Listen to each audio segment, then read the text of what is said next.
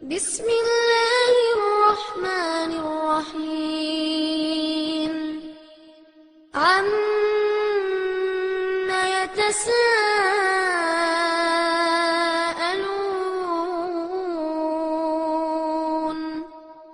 عن النبأ العظيم الذي هم فيه مختلفون كلا سيعلمون ثم كلا سيعلمون ألم نجعل الأرض مهادا والجبال أوتادا وخلقناكم أزواجا وجعلنا نومكم سباتا وجعلنا அஸ்ஸலாமு அலைக்கும் வரஹ்மத்துல்லாஹி வபரகாத்து. அளவற்ற அருளாளனும் நிகரில்லா பேரன்புடையனுமாகிய எல்லாமல்ல அல்லாஹ் ஒருவனுக்கே புகழ் அனைத்தும் முறித்து, எல்லாமல்ல அல்லாஹுவின் நல்லடியார்களே, எல்லாமல்ல அல்லாஹுவின் பேரருளால் கடந்த ரமலானுடைய மாதத்தில் இறை கடமைகளை நிறைவேற்றி ஷவ்வால் மாதத்திலே நாம் இப்போது இருந்து கொண்டிருக்கிறோம். இந்த ரமலானுடைய மாதத்தை பற்றி அல்லாஹு தாலா திருமறை குர்ஆனில் குறிப்பிடும்போது, இந்த ரமலான் மாதம் மனிதர்களுக்கு இறையச்சத்தை ஏற்படுத்தி கொள்வதற்காக, தங்களை பண்படுத்தி கொள்வதற்காக உருவாக்கப்பட்ட ஒரு மாதம் என்று அல்லாஹ் குறிப்பிடுகிறார். யா அய்யுஹல்லதீன ஆமனூ குத்திப அலைக்குமுஸ் ஸியாம் கமா குத்திப அலல்லதீன மின் கப்லிக்கும் லஅல்லக்கும் தத்தகூன். உங்களுக்கு முன்னோரில் இருந்தவர்கள் மீது நோன்பு எப்படி கடமையாக்கப்பட்டதோ அதுபோன்று உங்களுக்கும் கடமையாக்கப்பட்டிருக்கிறது. காரணம் லஅல்லக்கும் தத்தகூன், நீங்கள் இறையச்சம் உள்ளவர்களாக மாற வேண்டும் என்பதற்காக. தன்னை இறையச்சம் உள்ளவனாக மாற்றிக்கொள்வதற்குரிய அனைத்து வாய்ப்புகளையும் அந்த மாதத்தில் அல்லாஹு தாலா ஏற்படுத்தி கொடுத்திருக்கிறார்.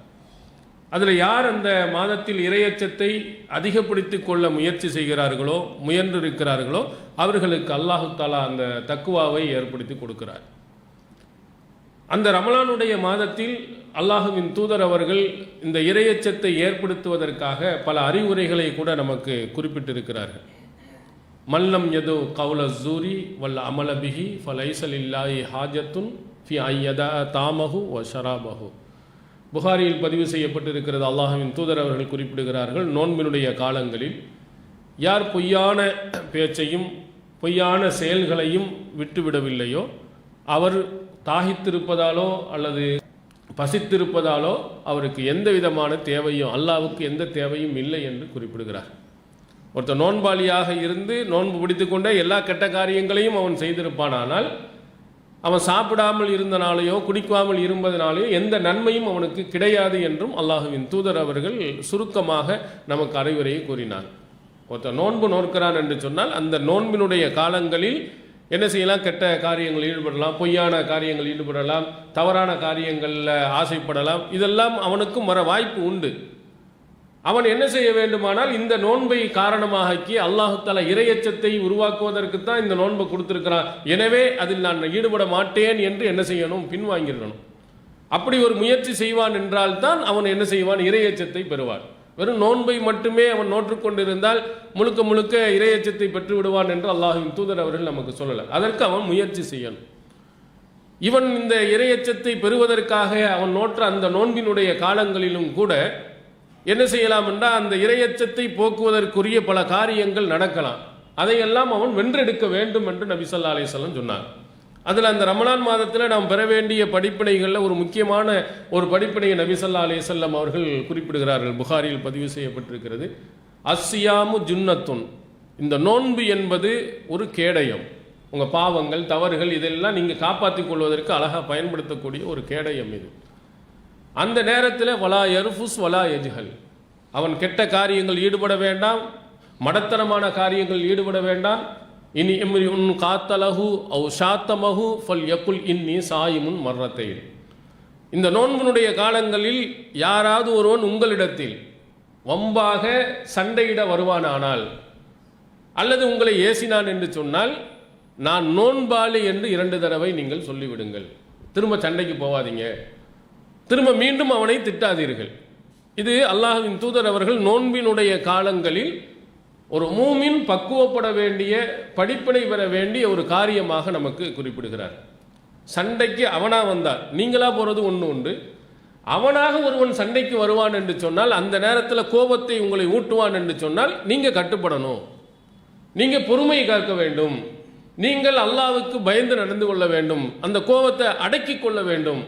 அந்த மாதிரி வரக்கூடியவனிடத்தில் நான் நோன்பாளி, நான் எந்த நேரத்திலையும் சண்டைக்கு நான் வரமாட்டேன், எதிர்த்து நான் பேச மாட்டேன் என்ற கருத்து உட்பட நான் நோன்பாளி என்று சொல்லி அவர்கள் விலகிவிட வேண்டும் என்று அல்லாஹ்வின் தூதர் அவர்கள் குறிப்பிட்டிருக்கிறார். அப்போ இந்த 1 மாத காலங்கள் நாம் உண்மையிலே நோன்பு நோற்று இறையச்சத்தை பெறுவோம் என்று சொன்னால், இந்த வரக்கூடிய காலகட்டங்களில் நம்ம என்ன செய்யக்கூடாது, வீண் சண்டைகளுக்கு செல்லக்கூடாது.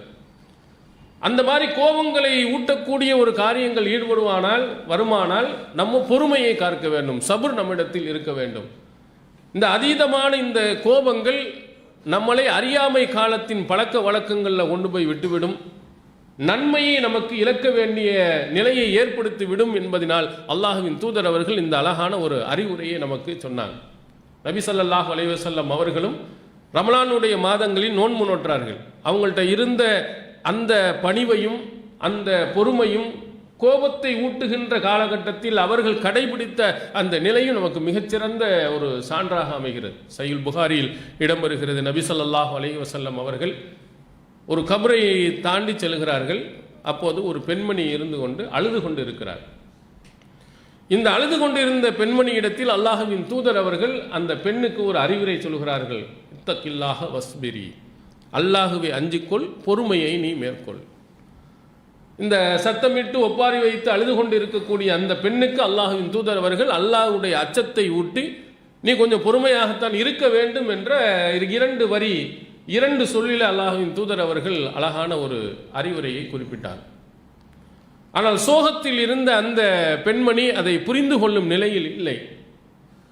அப்ப ரசூல் ஸல்லல்லாஹு அலைஹி வஸல்லம் அவர்களையே பார்த்து, இலைக்க அன்னி, என்னை விட்டு நீ தூரமாக போய்விடு, இன்னக்க லம் துசப்பி முசீபத்தி, எனக்கு ஏற்பட்ட அந்த துன்பம் உனக்கு ஏற்படவில்லை, உனக்கு அது தெரிஞ்சிருக்கும், என்னை அழ வேண்டாம் என்று சொல்வதற்கு நீ யார், போ எங்கே வெளியே என்று அந்த பெண்மணி காட்டமாக சொல்லிவிடுகிறார்.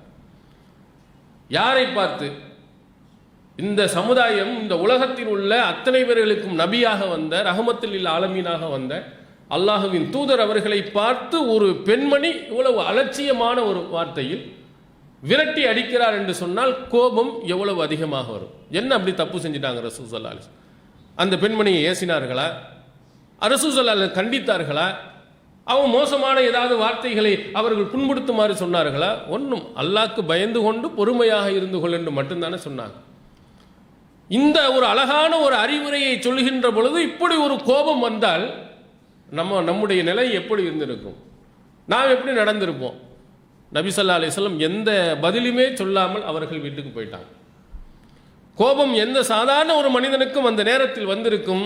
அல்லாஹ்வின் தூதர் அவர்கள் அந்த நேரத்தில், இந்த மாதிரி கோபம் வரக்கூடிய நேரத்தில் புரியாமல் அறியாமல் அந்த பெண்மணி பேசுகிறார் என்பதை விளங்கிட்டார்.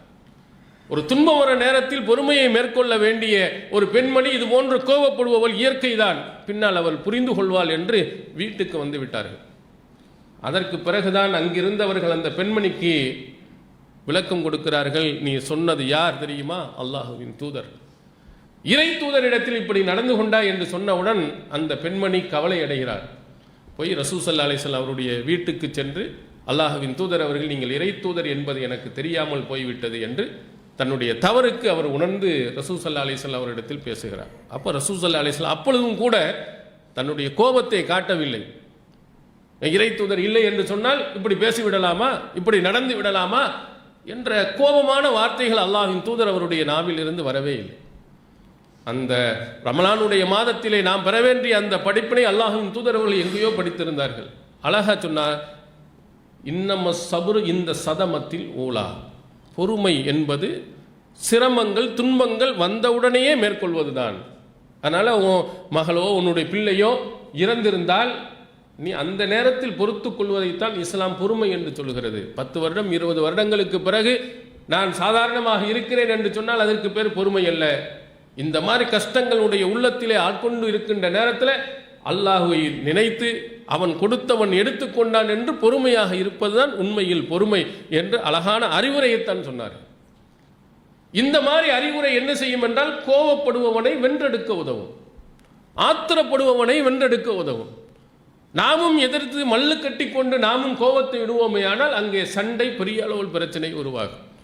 இதில் ரசூலுல்லாஹி ஸல்லல்லாஹு அலைஹி வஸல்லம் அவர்கள் நோன்பிலே நீ பெறும் படிப்பினை, கோபத்தை ஊட்டுகின்ற மாதிரி நிறைய பேர்கள் வருவான், நிறைய பிரச்சனைகளை உருவாக்க வருவான், அந்த நேரத்தில் நிதானத்தை நீ கடைபிடி, வரம்பு மீறி நீ போய்விடாதே என்பதை ரசூல் ஸல்லல்லாஹு அலைஹி வஸல்லம் பல இடங்கள் நமக்கு குறிப்பிட்டிருக்கிறார்.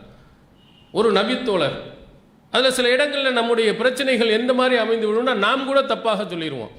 ஆனால் நம்ம நேர்மையாக நடக்கிறோம், கரெக்டாக நடக்கிறோம் அப்படின்னு சொல்லிட்டு நம்ம கோவப்படுவோம். விசாரணை செய்து பார்த்தால் நம்ம மேலே தான் தப்பு இருக்கும். அப்போ எதிர்த்தரப்பினருடைய அந்த கருத்தை உள்வாங்காமல் அதை விளங்காமல் நம்ம சண்டை போடுவதின் காரணத்தினால் நாம் ஒரு குற்றவாளியாக கூட ஆகிடுவோம். சஹீல் புகாரில் இடம்பெறும் ரசூலுல்லாஹி ஸல்லல்லாஹு அலைஹி வஸல்லம் அவர்களிடத்தில் ஒரு யூதர் வந்து முறையிடுகிறார். உங்கள் முஸ்லீம் ஒருவர் என்னை அடித்து விட்டார், கன்னத்திலே ஓங்கி அரைஞ்சிட்டார், என்ன பிரச்சனை என்று விசாரிக்கின்ற பொழுது நம்ம முஸ்லீம் சகோதரர் அவர் சொல்கிறார், இந்த உலகத்தில் உள்ள அத்தனை பேர்களை விடவும் சிறந்தவராக தேர்ந்தெடுத்த அந்த தூதரினுடைய இறைவன் மீது சத்தியமாக அப்படின்னு சொல்றார். இந்த உலகத்திலேயே எல்லா உலக மக்கள் அத்தனை பேரையும் அல்லாஹு தஆலா யாரை தேர்ந்தெடுக்கிறான்னா நபி ஸல்லல்லாஹு அலைஹி வஸல்லம் அவர்களைத்தான். அந்த தேர்ந்தெடுத்த அந்த இறைவன் மீது சத்தியமாக. உடனே அந்த யூதர் என்ன சொல்கிறார், வல்லதி இஸ்தஃபா மூசா அலல் ஆலமீன். அவர் பதிலுக்கு சொல்கிறார், இந்த உலகத்திலேயே அனைவர்களை விடவும் மூசாவை தேர்ந்தெடுத்தானே அந்த இறைவன் மீது சத்தியமாக. உடனே இந்த செய்தியை கேட்ட உடனே கலீபல் முஸ்லிம் இந்ததாலி, அந்த முஸ்லிமுக்கு இந்த வார்த்தையை கேட்டவுடன் கடும் கோபம் வந்து விட்டது. வலத்தம வஜுஹல் யஹூதி, அந்த யூதனுடைய கன்னத்தில் பட்டார் என்று அடைத்து விட்டார். உடனே தான் ரசூல் ஸல்லல்லாஹு அலைஹி வஸல்லம் அவர்களிடத்திலே வழக்கு வருகிறது. இங்கே நீங்கள் எண்ணி பார்க்கணும், அங்கு அவர் சொன்ன வார்த்தை பெரிய கோபத்தை ஊட்டுகின்ற பொழுதோ ரொம்ப கடுமையை காட்டுவதை போன்று இல்லை. அவர் நாம் நம்முடைய தூதரை சொல்கிறோம், அதற்கு முன்னால் வந்த ஒரு இறை தூதரை சிறப்புக்குரியவர் என்று சொன்னார். அப்ப யார் சிறந்தவர் என்று, அல்லாஹ்வின் தூதர் அவர்கள் தான் சிறப்பானவர்கள் என்று சொன்னால் அவனுக்கு விளக்கி இருக்க வேண்டும்.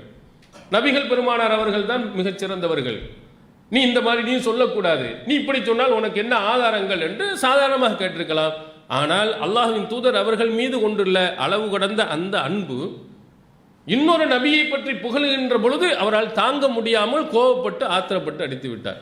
இந்த கோபம் தேவையற்றது, இது நியாயமல்லாதது. அல்லாஹ்வின் தூதர் அவர்கள் விட்டு விசாரித்த பிறகு அவர்கள் குறிப்பிடுகிறார்கள், லா துகையிரூனி அலா மூசா, மூசாவை விட என்னை சிறப்பித்து நீங்கள் சொல்லாதீர்கள் அப்படின்னு தன் தோழர்களுக்கு சொல்றார். தோழர் சொன்னார், இந்த உலகத்திலே நீங்கள் தான் சிறந்தவர் என்று சொன்னார். அல்லாஹ்வின் தூதர் அவர்களுக்கு விளக்கம் கொடுக்கிறார்கள், மூசாவை விட நான் சிறந்தவன் என்று நீங்கள் சொல்லாதீர்கள். காரணத்தையும் அவர்கள் விளக்குகிறார்கள். மறுமை நாளையில் சூர் ஊதப்பட்டு அனைவர்களும் மயக்கம் அடைந்த பிறகு முதலாவதாக எழுபவன் நானாகத்தான் இருப்பேன். நான் எந்திரிச்சேன், எந்திரித்து பார்த்தால் மூசா அலைஹிஸ்ஸலாம் அவர்கள் அரசினுடைய காலை பிடித்து கொண்டிருக்கிறார். அப்போ இவர் எனக்கு முன்னாலேயே அல்லாஹ் எழுப்பி விட்டானா, எனக்கு முன்னாலே மயக்கம் தெளிந்து விட்டதா, அல்லது மயக்கம் அடையாமல் இருக்க விதிவிலக்கு கொடுக்கப்பட்டவர்களில் இவரும் ஒருவரா என்று எனக்கு தெரியவில்லை. ஆனால் எனக்கு முன்னாடியே அவர் என்ன செஞ்சிருக்கிறாரு, விழித்திருக்கிறார். அல்லாஹ் அவருக்கு ஒரு சிறப்பை கொடுத்திருக்கிறார் என்ற கருத்தை அல்லாஹ்வின் தூதர் அவர்கள் அங்கே விளக்கினார். அப்போ பாருங்க, ஒருத்தர் வந்து நம்ம இயக்கத்தை பற்றி கூட என்ன செய்யலாம், கோபப்படுற மாதிரி ஆத்திரப்படுற மாதிரி சில விஷயங்களை சொல்லலாம், நம்மை பற்றி சொல்லலாம், மற்றவர்களை பற்றி சொல்லலாம். எதுவுமே நம்ம ஆராயாமல் நம்ம யார் மேலேயும் அன்பு வச்சிருக்கோம், பாசம் வச்சிருக்கிறோங்கிறதுக்காண்டி எதிர்த்து அவர் மீது நாம் தாக்கி விட்டோம் என்று சொன்னால் நாம் விசாரிக்கின்ற போது அது கூட தவறுதலாக அமைந்து விடலாம். எப்படி அல்லாஹ்வின் தூதர் அவருடைய காலத்தில் அந்த தோழரிடத்தில் ஒரு தவறு ஏற்பட்டதோ, நபியின் மீது கொண்டுள்ள ஒரு அன்பு அந்த மூசா அலைஹிஸ்ஸலாம் அவர்களை மட்டமானவர்களாக நினைக்க வைத்ததோ, எப்படி அந்த யூதர்களுக்கு மூசா நபியை விட ரசூல் ஸல்லல்லாஹு அலைஹி வஸல்லம் அவர்களை தாழ்வார்ந்த நிலையை நினைக்க வைத்ததோ அது போன்ற ஒரு சூழ்நிலை ஏற்பட்டு விடலாம். அதனால கோபம் வரும்போது நமக்கு நிதானம் இல்லாமல் போய்விடும். அதை தமிழில் அழகான ஒரு பழமொழி சொல்வார்கள், ஆத்திரக்காரனுக்கு புத்தி மட்டுன்னு சொல்லுவான். ரொம்ப டென்ஷன் யார் அதிகமாக ஆறானோ அவன் நிதானத்துடன் ஒரு செய்தியை சொல்ல மாட்டான், கவனிக்க மாட்டான். அதனால தான் தீர்ப்பு வழங்குகின்ற பொழுது கூட கோபம் வருகின்ற நேரத்தில் தீர்ப்பு வழங்கக்கூடாது. அப்போ அந்த கோபம் நம்முடைய அறிவை என்ன செய்துவிடும், மழுங்கடித்து விடும். இது அல்லாஹ்வின் தூதர் அவர்கள் தன்னுடைய தோழர்களுக்கு அழகான பல இடங்களில் என்ன செய்திருக்கிறார்கள், இது போன்று நடக்கக்கூடாது என்பதை சொல்லியிருக்கிறார். இந்த கோபம் எங்கேயெல்லாம் கொண்டு போய் சேர்க்கிறது என்பதை நபிகள் பெருமானார் அவருடைய காலத்தில் வாழ்ந்த அந்த தோழர்கள் எவ்வளவோ கண்ணியமிக்கவர்களாக இஸ்லாத்தின் கொள்கையில் மேல்நிலைக்கு வந்தவர்களாக இருந்தவர்கள் இந்த கோபத்தினால் அறியாமை காலத்தின் பக்கம் போய்விடுகிறார்கள் என்பதையும் அல்லாஹ்வின் தூதர் அவர்கள் கண்டித்திருக்கிறார். புகாரியில் ஒரு செய்தி பதிவு செய்யப்பட்டிருக்கிறது. அன்சாரிகளில் ஒரு தோழர் இருக்கார், ரஜுலுன் லஆப், விளையாட்டுத்தனமாகவே நடந்து கொண்டு இருக்கக்கூடியவர், ஒரே ஜாலியான ஒரு குரூப் ஒரு ஆள். அவர் என்ன செய்கிறார், கசால் அன்சாரி, ஒரு அன்சாரியினுடைய பின்பகுதியில் படார்னு அடிச்சிடுறார். அன்சாரிக்கு கடுமையான கோபம் விட்டது. சும்மா கையில் அடிப்பது என்பது வேறு, பின்பகுதியில் அடித்த உடனே கடுமையான கோபம் விட்டது. என்ன செய்திருக்க வேண்டும், இவர் விளையாட்டுத்தனமாக இது போன்றது செஞ்சிருக்கக்கூடாது. அடித்து விட்டார் என்று சொன்னால் இந்த மாதிரி எல்லாம் நீ என்ன செய்யாதே, எனக்கு கோபம் வரும், இப்படி நடக்காது என்று அறிவுரை சொல்லியிருக்கணும். அல்லது அல்லாஹ்வின் தூதர் அவர்களிடத்தில் இது போன்று நடக்கிறார் என்று இவரை இது போன்று செய்யாமல் நீங்கள் அறிவுரை சொல்லுங்கள் என்றாவது சொல்ல வேண்டும். நம்ம சொன்னால் கேட்க மாட்டார். இறை தூதர் அவர்கள் சொன்னார்கள் என கேட்பாங்கன்னு அப்படியாவது போயிருக்கணும். கடும் கோபம் அவருக்கு கொந்தளிச்சு உடனே கூப்பிடுகிற, யாழல் அன்சார், அன்சாரி தோழர்களே எல்லாரும் மாறுங்கள், இந்த முஹாஜிர் அடிச்சுட்டான். எப்படி வருதுன்னு பாருங்க. அவர் இருந்தால் மக்களேன்னு கேட்டிருக்கலாம், தோழர்களே என்று அழைத்திருக்கலாம். இவர் அன்சாரியாக இருந்ததின் காரணத்தினால் அவருடைய உள்ளத்திலிருந்து எப்படி வருதுன்னா, இந்த அன்சாரியை ஒரு முஹாஜிர் எப்படி அடிப்பது. அடுத்து அவர் என்ன செய்கிறார் தெரியுமா, யாழல் முஹாஜிரின், முஹாஜிரீன்களே வாங்க வாங்க, இந்த அன்சாரி பாருங்க என் மேல கடுமையான கோபத்தில் இருக்கிறார், எனக்கு உதவி செய்ய நீங்க வாங்க.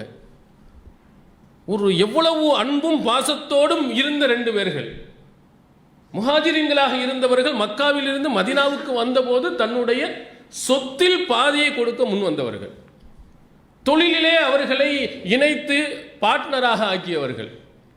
அங்கே எப்படிப்பட்ட சூழ்நிலையை உருவாக்கிடுச்சு பாருங்க இந்த கோபம். ஒருத்தர் அன்சாரி என்று கூப்பிடுகிறார், ஒருத்தர் முஹாஜிரின் என்று கூப்பிடுகிறார். வாருங்கள் இவங்களை உண்டு இல்லை என்று பார்க்க வேண்டும். இந்த செய்தியை கேட்ட அல்லாஹ்வின் தூதர் அவர்கள் சொல்கிறார்கள், மா பாலு தாவு அஹ்லி ஜாஹிலியா, இது என்ன அறியாமை காலத்தினுடைய கூப்பாடாக இருக்கிறது, என்ன வாசகம் இது, இன்னஹா ஹபீசத்துன், ரொம்ப மோசமான வாசகம் இது, இன்னொரு முன்தினத்தும் நாற்றம் பிடித்த ஒரு வாசகம் அல்லாஹ்வின் தூதர் அவர்கள் கண்டிக்கிறார். என்ன எப்படி தவறு இருந்தால் இது போன்ற வாசகத்தை பயன்படுத்துவதா, இது போன்ற அன்சாரிகளை என்று பிரித்து பார்ப்பதா, முஹாஜிரின்களை என்று பிரித்து பார்ப்பதா? தவறு செய்திருந்தால் அவனை சுட்டிக்காட்ட வேண்டும், திருத்த வேண்டும். அது எல்லாரும் ஒன்றாக இருக்கணும். நம்ம மக்கள்கிட்ட நீங்கள் பார்க்கலாம், யாராவது ஒரு முஸ்லீம் அடிச்சுட்டா ஏதாவது பிரச்சனை சொன்னால் முஸ்லீம்டோனே ஒரு கூட்டம் போய் பின்னாடி போய் நிற்கிறது. இது நியாயம் இல்லை. அவன் தண்ணி அடிச்சுட்டு ஆட்டம் போட்டிருப்பான், ஒரு மாற்று மதத்தை அவன் அடிச்சிருப்பான். ஒரு முஸ்லீமை மாற்று மதத்தவர் எப்படி அடிக்கலாம்னு கோவப்படக்கூடாது. இது நியாயமா இல்லையா என்று என்ன செய்யணும் பார்க்கணும். இங்கே ஒருவன் தண்ணி அடித்து விட்டு அங்கே சாராயத்தை அடித்து விட்டு அங்கே அலம்பல் பண்ணுகிறான், சலம்பல் பண்ணுகிறான் என்று சொன்னால் அவனைத்தான் நம்ம அடிக்கணும். முஸ்லீம் மாற்று மதத்தவர் என்று பார்க்கக்கூடாது. இந்த கோபம் என்ன செய்கிறது என்று சொன்னால் அவர்களை இந்த அறியாமை கால மோசமான இடங்களுக்கு கூட என்ன செய்து போய் கொண்டு போய் சேர்த்து விடுகிறது. இன்னும் சில நேரங்கள் நீங்கள் பார்த்தீர்களேயானால் இந்த ஒரு கோபம் ஒரு சிலர்களை நரகவாதியாக கொண்டு போய் சேர்க்கும் அளவுக்கு கூட கொண்டு போய் அணைத்து விடுகிறது. சஹீஹ் புகாரியில் நீங்கள் பார்க்கலாம், அல்லாஹ்வின் தூதர் அவர்கள் ஒரு குழுவை ஒரு ரசூல் ஸல்லல்லாஹு அலைஹி வஸல்லம் காலத்தில் படைகளுக்காக தலைவராக்கி அனுப்புகிறாங்க ஒரு போர்க்களத்துக்கு. அப்போ ஒருவரை தலைவராக்கிறாங்க. ஆக்கியவர்களை சொன்னாங்க ரசூல் ஸல்லல்லாஹு, இவர் தான் தலைவர், இவருக்கு நீங்கள் கட்டுப்பட வேண்டும் என்றும் நபிகளார் விலைக்கு சொல்லிட்டாங்க. அவர் என்ன செய்கிறார், போகிறார். போகும்போது ஒரு விஷயத்தை சொல்லுகிறார், அங்கே கட்டுப்படலை, ஏதோ ஒரு பிரச்சனை ஆயிடுச்சு. உடனே கடுமையான அந்த அமீருக்கு, அந்த தலைவருக்கு கோபம் தலைக்கு ஏறிடுச்சு. ஏறியவர் என்ன சொன்னார் தெரியுமா, நெருப்பை மூட்டுங்கள். விறகு எல்லாம் கொண்டு வந்து நெருப்பை மூட்டு வந்து குலுஹா, இதில் போய் எல்லாரும் போய் விழுங்க. அல்லாஹ்வின் தூதரை சொன்னாங்களா இல்லையா? எனக்கு கட்டுப்படணும்னு சொன்னாங்களா இல்லையா? எல்லாரும் போனோம். இப்படி சொன்னவுடன் விறகுகள் என்ன செய்யப்படுகிறது? அடுக்கப்படுகிறது, நெருப்பு மூட்டப்படுகிறது. விழ வேண்டும் என்று அவர் அந்த கோபத்தில் சொன்னதிலே அப்படியே எல்லாரும் திகைத்து போய் நின்று கொண்டு இருக்கிறாங்க. நெருப்பு எரிஞ்சுக்கிட்டே இருக்கு. என்ன செய்வது என்ன செய்வது என்று யோசித்துக் கொண்டே இருக்க இருக்க அந்த நெருப்பு அப்படியே தணிகிறது. அவருடைய கோபமும் தணிந்தது. நபிகளாரிடத்தில் போய் இந்த விவரத்தை சொல்கிறார்கள். சொன்னவுடன் நபி ஸல்லல்லாஹு அலைஹி வஸல்லம் சொன்னார்கள், லவ் தஹலூஹா மா ஹரஜு மின்ஹா, நீங்க உள்ள போய் விழுந்தீங்கன்னா அவ்வளவுதான், இனிமே வெளியே வந்திருக்க முடியாது. நிரந்தர நரகத்துக்கு நீங்கள் போயிருப்பீர்கள். இன்னமத்தாத்து பில் மாரூஃப், நான் யாருக்கு கட்டுப்படுங்கன்னு எது சொன்னாலும் சரிதான், அது நல்ல விஷயத்திற்கு மட்டும்தான் கட்டுப்பட வேண்டுமே தவிர இந்த மாதிரி தீமையான விஷயங்களுக்கு கட்டுப்படுதல் இல்லை என்று விளக்கினார். கோபம் எங்கே கொண்டு போய் விடுன்னு பாருங்க. தான் கீழ் இருக்கக்கூடிய அந்த தோழர்கள் சில நேரத்தில் ஆத்திரப்பட்டு விடுகிறான், தெரியாமல் செய்து விடுகிறான் என்றால் பொறுத்து கொள்ளாமல், அவனுக்கு அறிவுரையை சொல்லாமல் கோபம் தலைக்கு உச்ச ஏறி அவனை நரகவாதியாக, அவன் மட்டும் இல்லை கொன்ற குற்றத்துக்கு இவரும் நரகவாதியாகி விடுவார். அப்போ அல்லாஹ்வின் தூதர் அவர்கள் அதனால்தான் சொன்னார்கள், இந்த கோபம் என்பது இருக்கிறதே இதை வரக்கூடிய நேரத்தில் அப்படி கடித்து வல் காலிமீனல் கைல் வாஃபின் அனின்னாஸ், திருக்குரான் சொல்லுகிறது. அந்த நல்ல மனிதர்கள் இந்த கோபத்தை மின்று விழுங்கி விடுவார்கள், மக்கள் செய்யும் தவறுகளை மன்னித்து விடுவாங்க. அப்படி வரும்போது அப்படி வரத்தான் செய்யும், கோபம் வரத்தான் செய்யும், வரும்போது கட்டுப்படுத்திடுவான், தப்பு செய்தவனை மன்னித்து விடுவான். இப்படிதான் வரும். கோபம் வராமல் எந்த மனிதனுக்கும் இருக்காது. கோபத்தை அவன் கட்டுப்படுத்திக்கிறணும், அவன் தான் சிறந்தவன். நபி ஸல்லல்லாஹு அலைஹி வஸல்லம் பெரிய வீரன். வீரன் யார் தெரியுமா? வீரன் என்பவன் யார் என்றா, பெரிய பெரிய ஆட்களை எல்லாம் வீழ்த்தி வெட்டுகிறானே அவன் அல்ல. யார் கோபம் வருகின்ற பொழுது யம்லிக்கு நஃப்ஸஹு இந்தல் கலம், கோபம் வருகின்ற நேரத்தில் தன்னை அடக்கிக் கொள்கிறானே அவன் தான் வீரன் என்று சொன்னான். கோபப்படுவது பெருசா? யார் வேணாலும் கோபப்படுவான். கொஞ்சம் மெதுவாக அப்படி தூண்டி விட்டோம்னா, பத்த வச்சோம்னா அவ்வளவுதான், ஊரே என்ன செய்ய நாளாக்கிட்டு போயிடலாம். உடனே 2 நண்பர்களை பிரித்து வச்சுட்டு போயிடலாம், கோபத்தை ஊட்டி விடலாம். கோபம் லேசான முறையில் வந்துடும். அந்த கோபம் வர்ற நேரத்தில் கட்டுப்படுத்த இருக்க அது எல்லாராலும் முடியாது. உண்மையிலேயே நீ ஒரு வீரன் என்று சொன்னால் நீ செய்ய வேண்டிய வேலை இது போன்ற வரக்கூடிய நேரங்களில், கடுமையான கோபம் வரக்கூடிய நேரங்களில் கட்டுப்படுத்து. இப்படி கட்டுப்படுத்தக்கூடியவன் தான் சிறந்த வீரன் என்று நபி ஸல்லல்லாஹு அலைஹி வஸல்லம். இதெல்லாம் ரமலானில் வரக்கூடிய நேரங்கள், கோபப்படக்கூடிய நேரங்களிலெல்லாம் இப்படி ஆத்திரம் ஊற்ற மாதிரி யார் வந்தாலும் நாம் கட்டுப்பட வேண்டும், கட்டுப்படுத்தி நடந்து கொண்டிருக்க வேண்டும். இதை தொடர்ச்சியாக செய்யணும். கோபம் எல்லாம் எங்கே அதிகம் வருகிறதோ அங்கே நிதானம் இழந்து நன்மைகளை எல்லாம் விளைஞ்சிருவோம். தேவையில்லாமல் அடுத்தவர்களை நாம் திட்டுவோம், ஏசுவோம், கோபப்படுவோம். இந்த மாதிரி எல்லாம் வருவதின் காரணத்தினால் நம்ம நிலை என்னாகும்? நன்மைகள் எல்லாம் இழந்து போய்கிட்டே இருக்கும். நம்ம பொறுமையாக கொஞ்ச நேரம் இருந்துட்டோம்னு சொன்னோம்னா கண்டிப்பாக நிதானம் சரியான நிலையில் வந்துவிட்டு நம்ம ஒழுங்கான முறையில் போய்கிட்டே இருப்போம். நபிகள் பெருமானார் ஸல்லல்லாஹு அலைஹி வஸல்லம் காலத்தில் இன்னொரு சம்பவம் புகாரியில் பதிவு செய்யப்பட்டிருக்கிறது. ரசூலுல்லாஹ் ஒரு மனைவியினுடைய வீட்டில் இருக்கிறாங்க. சில அறிவிப்புகள் அது அன்னை ஆயிஷா சித்திகா ரலியல்லாஹு அன்ஹா அவருடைய வீடு என்று குறிப்பிடப்படுகிறது. அப்போ ஒரு உணவு இன்னொரு மனைவியிடத்தில் இருந்து, அவர் ஸைனப் பின் ஜஹஷ் ரலியல்லாஹு அன்ஹா என்று கூறப்படுகிறது. அவங்க உணவை கொடுத்து அனுப்புகிறாங்க. அது யாரும் ஒரு வேலைக்காரன் கொடுத்து வர்றாங்க. ரசூலுல்லாஹ் ஆயிஷா நாயுடைய வீட்டில் இருக்கிறாங்க. அவங்களுக்காண்டி உணவு தயாரிக்க இருக்கிறாங்க. ஆனால் அங்கிருந்து இன்னொரு மனைவிடத்திலிருந்து வந்த உடனேயே கோபம் வந்துருச்சு. உடனே அந்த வேலைக்காரோட கையை தட்டுறாங்க. கையில் இருந்த தட்டு கீழே விழுந்துருச்சு. சக்கத்தத்தி சஹஃபத்து ஃபன் ஃபலக்கத், அந்த தட்டு கீழே நொறுங்கி போயிடுச்சு. அப்போ இந்த நேரத்தில் ரசூல் ஸல்லல்லாஹு அலைஹி வஸல்லம் அவர்கள் அங்கே இருந்துகிட்டு இருக்கிறாங்க. நம்மளா இருந்தால் என்ன செஞ்சுருப்போம்? புட்டிச்சு 4 மிதிச்சிருவோம். ஏன்னா நம்முடைய வந்த கோபத்துக்கு உனக்கு எந்த இதுவும் நிதானமும் கிடையாது, ஒன்றும் கிடையாது, மூதைன்னு சொல்லிட்டு நம்ம திட்டி இருந்திருப்போம்.